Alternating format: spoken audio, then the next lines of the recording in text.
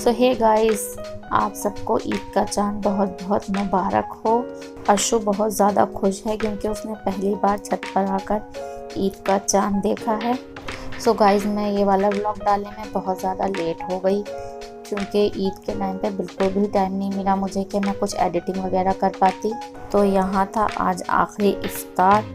तो यहाँ मैंने इफ्तार की तैयारी करी। आज मैं बना रही थी फ्रेंच फ्राई अशु के लिए, और साथ के साथ मैंने यहाँ पर सुबह की तैयारी भी करनी स्टार्ट कर दी थी। उसके लिए मैंने चने की दाल भिगो दी थी और कुछ ड्राई फ्रूट भिगो कर रख दिए थे। और यहाँ पर मैंने फ्रूट चाट काट कर रख दी थी। उसके बाद हम फ्रेंच फ्राई बनाएंगे। तो मैं ये एयर फ्रायर में बनाने वाली थी, तो मैंने यहाँ पर बटर पेपर लगा दिया है और इसके अंदर मैं फ्रेंच फ्राई बनने के लिए रख दूँगी। यहाँ पर मैंने हमारे लिए थोड़ी सी पकौड़ी बनाई थी और थोड़े से फ्राइंग भी कर लिए थे। और इफ्तारी का टाइम हो गया तो हम लोग इफ्तार करने के लिए बैठ गए। और देखिए अशु फ्रेंच फ्राई की प्लेट लेकर बैठा है अपने आगे। तो हमने यहाँ पर इफ्तार किया। इफ्तार करने के बाद हम लोग जाएंगे सीधा छत पर चांद देखने के लिए, क्योंकि रोज़ा इफ्तारी के बाद चांद निकल आएगा। तो यहाँ हम लोग आ गए, जल्दी से चांद देखना था हमें, इसलिए तो हम लोग जैसे छत पर आए तो हमें सामने चांद भी नज़र आ गया। तो आप सबको मेरी तरफ से एक बार फिर से चांद की बहुत बहुत मुबारकबाद हो।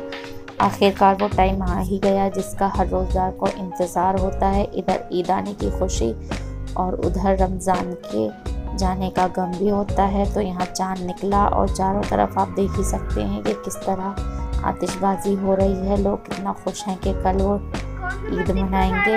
ईद की खुशी तो अलग ही होती है, लेकिन हमें साथ के साथ गम भी है क्योंकि कुछ लोग हमें छोड़ के भी चले जाते हैं, तो बस उनकी याद रह जाती है। उसी तरह समीर भाई भी इस बार हमारे साथ नहीं होंगे ईद पर। चांद देखने के बाद हम लोग नीचे आ गए। तो यहाँ पर मैंने दूध बॉईल करने के लिए रख दिया क्योंकि सुबह शीर बननी थी, तो उसके लिए काफ़ी टाइम लगता है दूध को बॉईल होने में। तो मैंने यहाँ पर दूध को बॉईल करने के लिए रख दिया और मैं अपने बाकी काम करने में लग गई थी।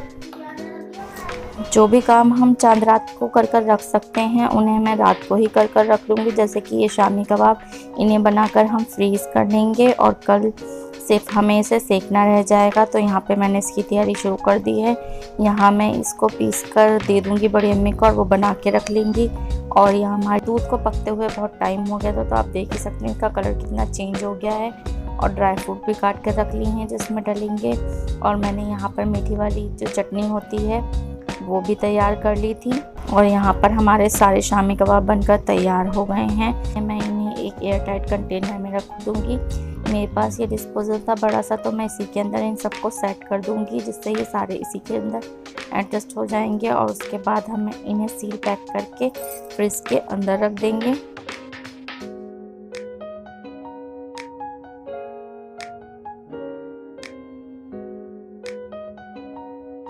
और यहाँ पर मैं दही के जो भल्ले होते हैं वो रेडी करके रख लूँगी। और जो शीर है वो बड़ी अम्मी सुबह जल्दी उठकर तैयार कर देंगी क्योंकि दूध तो बॉयल अच्छे से हो चुका है। बस अब आधा काम हो चुका है, थोड़ा सा ही काम रह गया है शीर बनाने का, तो वो सुबह बना देंगी उसे। और मैं यहाँ पर ये भल्ले बना कर रख लूँगी जिससे मेरा आधा काम कंप्लीट हो गया। और जो काम रह गया है उसे हम सुबह जल्दी उठकर पूरा कर लेंगे। नेक्स्ट मॉर्निंग आराम से तैयार हो गए, नमाज पढ़ने जाओगे अभी? ठीक है, लड़के पढ़ने जाते हैं ईद की नमाज। अभी पापा आ रहे हैं, बस नहा के फिर चले जाना, ठीक है।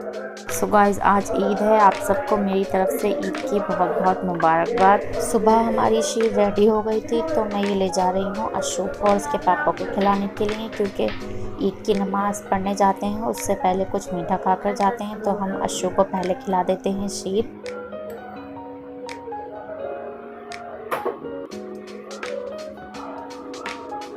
कैसा बना है? बनी है।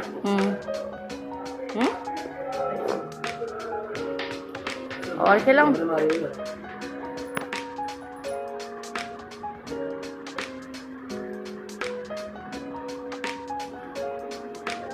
आप भी खा लो मीठा।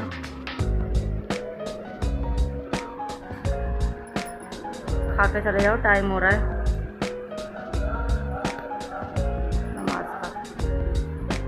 सही मीठा।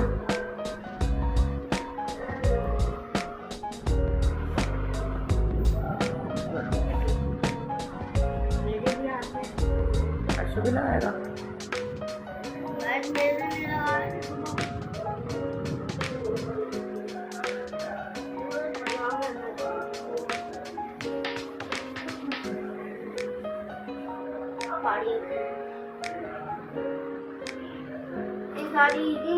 ये रख लो गरीबों को देने के लिए।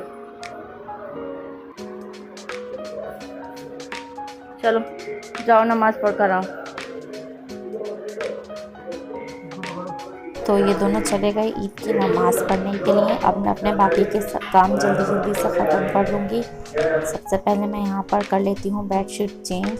उसके बाद जल्दी से सारी डस्टिंग करके झाड़ू वगैरह लगा लूँगी और बाकी जो खाना बनना रह गया है उसे भी जल्दी से कंप्लीट कर लूँगी, क्योंकि जब ये नमाज़ पढ़ कर आएंगे उसके थोड़ी देर बाद ही इनके दोस्त वगैरह आना स्टार्ट हो जाते हैं। तो सारा इंतज़ाम पहले से करके रखना पड़ता है। तो मैं जल्दी से सब काम अपना फिनिश कर लेती हूँ। घर की साफ़ सफाई कर ली। उसके बाद आप देख ही सकते हैं कि मैं यहाँ बिरयानी बनाने के लिए खड़ी हो गई थी और मैं किचन में थी, तो मुझे नीचे से आवाज़ आई। मैं चली गई बाहर बालकनी में। आप देख सकते हैं कि कितना लोग आया है नमाज़ पढ़ने के लिए ईद की मस्जिद में भी जगह नहीं रही, तो लोग बाहर नमाज़ पढ़ रहे थे। दिख रहे हैं ये औरत सब खड़े हुए हैं हो रहे हैं। और यहाँ पर बड़े अम्मी ने ईदी बांट दी थी हम सबको। अब वो जा रही थी रूबी बाजी के घर, क्योंकि ये सम्मी भाई की पहली ईद थी तो उन्हें वहाँ पर ही जाना था। और मैं थोड़ी देर बाद जाऊँगी वहाँ पर, क्योंकि हमारे कुछ गेस्ट आने वाले हैं। ईद का दिन है तो ईद पे किसी न किसी का आना जाना लगा ही रहता है। और यहाँ पर अशु के भी फ्रेंड्स आ गए थे। आयशा, इसका नाम क्या? आयजा। बच्चा पार्टी। अब यहाँ पर मैंने पूरी तरीके से दस्तरखान लगा दिया है रूम में, क्योंकि इनके दोस्त वगैरह आने वाले हैं। तो फिर मैंने यहाँ पे पूरा दस्तरखान सेट कर दिया था।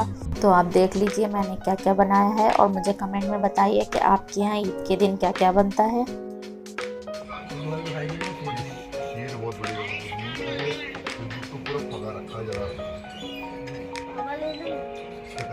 ले लो, क्यों पूछ रहे हो तुम? हमारे में ग्राउंड कर देती है, ग्राउंड कर देती है। अपना ही घर है, किसी और का? ये बताओ क्या चाहिए तुम्हें, ये बताओ। अच्छा रेड बशर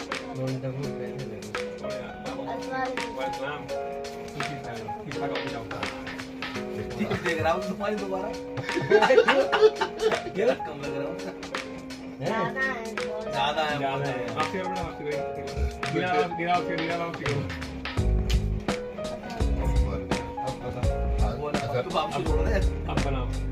असल में मामला ये है, अब ये नोट जितने भी दिखे थे ना सबसे ऊपर इनके दोस्त चले गए तो मैं आई रूम में देखने के लिए कि अशु को ईदी मिली या नहीं। मिल गई ईदी आपको? नहीं दी? दे दो भाई बच्चे को ईदी।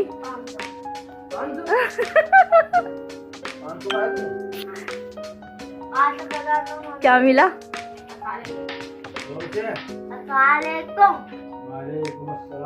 और मेरी ईदी? अच्छा क्या है? लाओ दो फिर हमारी ईदी। देख लो इसके अंदर कितने रुपए बेगम की ईदी। मेरी भी गाय बेगम की ईदी।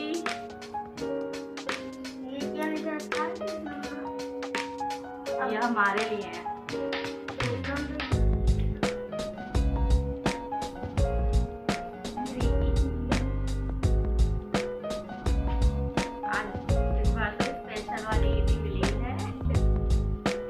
स्पेशल लोगों को स्पेशल वाली ईद ही मिलती है। उसके बाद शाम को इनके और दोस्त आ गए और बाजी भी आ गई थी। तो पहले इनके दोस्तों ने नाश्ता किया, उसके बाद हमने बाजी के लिए भी खाना भी लगा दिया था नाश्ते के साथ साथ, क्योंकि रात काफ़ी हो गई थी। तो बाजी खाना वगैरह खा के चली गई और ईद का पहला दिन हमारा इसी तरह गुजरा। तो यहाँ पर ईद का दूसरा दिन शुरू हो गया। आज थोड़ा लेट ही उठे थे। सब काम वगैरह निपटाने के बाद मैंने बच्चों को खिलाया दोपहर का खाना। उसके बाद हमें जाना था आज नानी अम्मी के घर। वहाँ पर हमारी ईद के दूसरे दिन दावत होती है। तो मैंने यहाँ पर अपने कपड़े निकाल लिए थे, ज्वेलरी वगैरह भी निकाल के रख दी थी। तो अब मैं जाती हूँ रेडी होने के लिए और अशु को भी रेडी करती हूँ। यहाँ मैं रेडी होकर आ गई और अशु को भी रेडी कर लिया।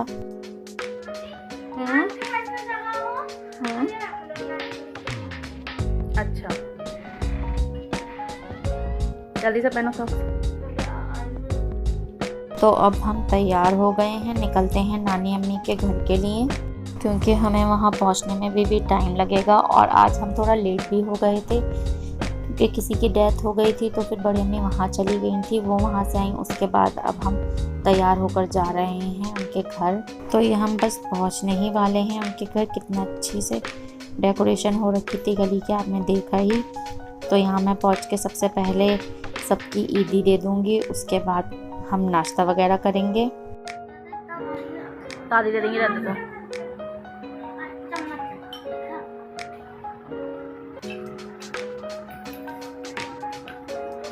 ले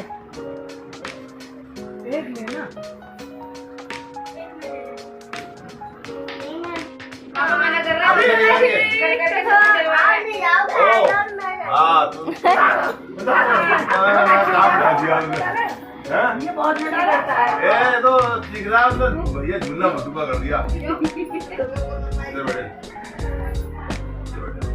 अरे भाई, अरे भाई, इधर